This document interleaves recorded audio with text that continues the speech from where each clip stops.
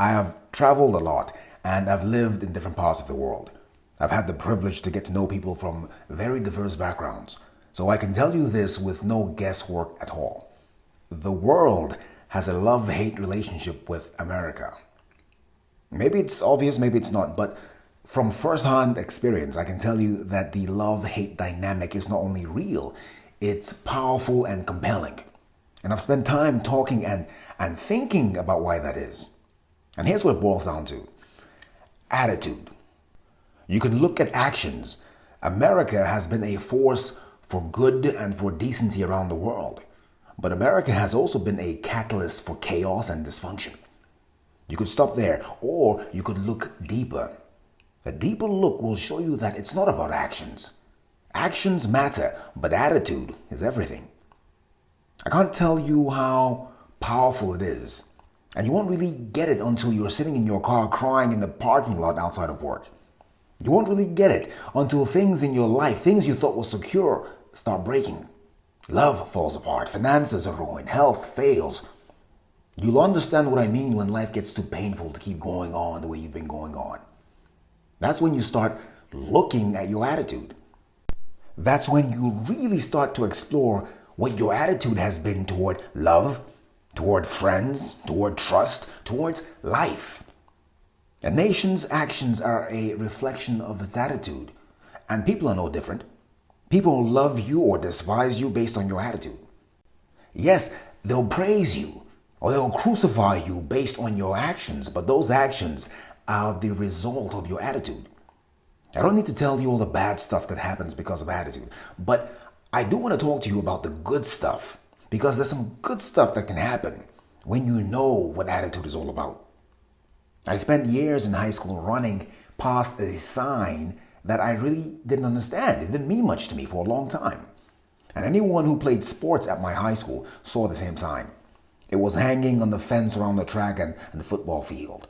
It was hanging on the walls near the locker rooms. It read, "Attitude is everything."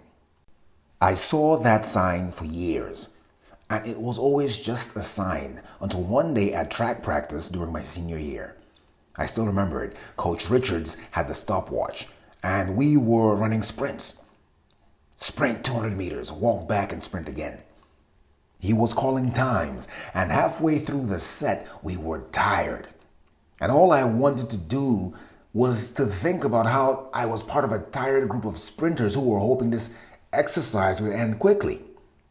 I got back into the starting position, and there's Coach Richards. He looked at me and he asked, "How do you feel?" At the time, I thought that was a dumb question because he could clearly see how I felt. I was out of breath. I responded really without thinking, "I'm tired. I'm tired." He looked at me and he pointed to the sign. It was just hanging there. Attitude is everything. I got back in the starting position and I was off. Attitude is everything. Attitude is everything. That was what was going through my head as I was sprinting. Attitude is everything. For some reason, it stuck. And as I walked back to the starting point, I was starting to realize that my tired attitude was responsible for what I knew in my heart was a tired performance. I mean, I knew in my heart I could go faster. Don't get me wrong, we were moving fast.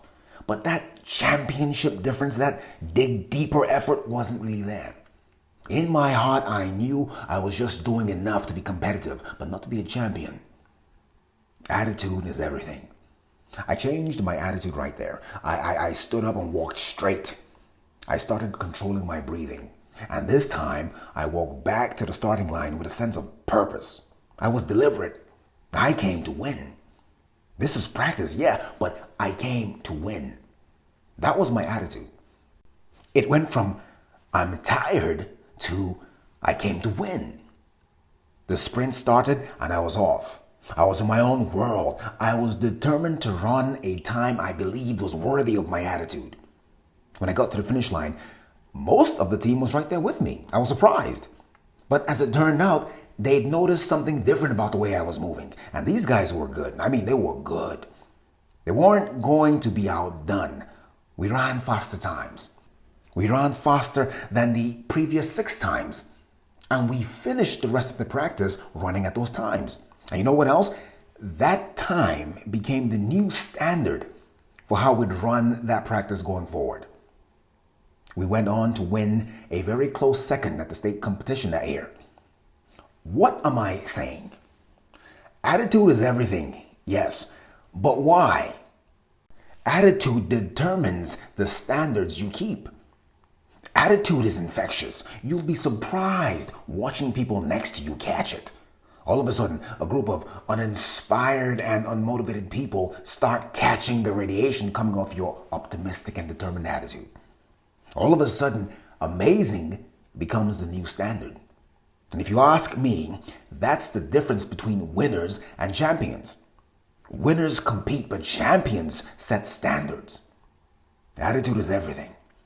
I wonder what sort of standards you're setting in your life. My name is Angelo, and I'm the motivator.